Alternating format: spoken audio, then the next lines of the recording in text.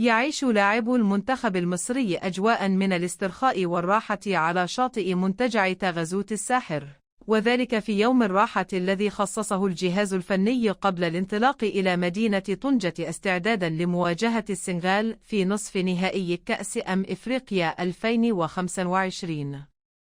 وكان هذا اليوم فرصة مثالية للاعبين للاسترخاء بعد الضغوط الكبيرة التي واجهوها خلال مباريات الدور ربع النهائي، حيث ظهرت عليهم علامات الرضا والهدوء وهم يستمتعون بأشعة الشمس والمياه الصافية، في مشهد يعكس الروح الإيجابية والانسجام بين أفراد الفريق.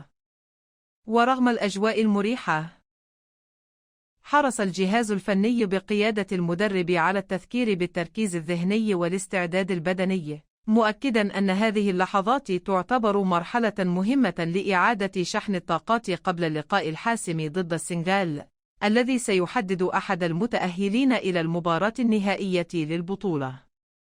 كما التقطت عدسات الكاميرات بعض اللقطات للاعبين وهم يستمتعون بالأنشطة الخفيفة على الشاطئ، ما منح الجماهير فرصة لرؤية الجانب البشري والاسترخائي للفريق بعيداً عن ضغوط المنافسات.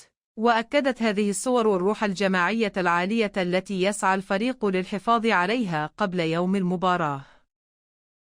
وتجدر الإشارة إلى أن الفريق سيتوجه مباشرة بعد هذا اليوم إلى طنجة لإجراء التدريب الأخير والاطمئنان على جاهزية اللاعبين قبل مواجهة السنغال المرتقبة، والتي يتوقع أن تكون مباراة قوية وحاسمة في ظل قوة المنافس ورغبة المنتخب المصري في الوصول إلى المباراة النهائية وإسعاد الجماهير.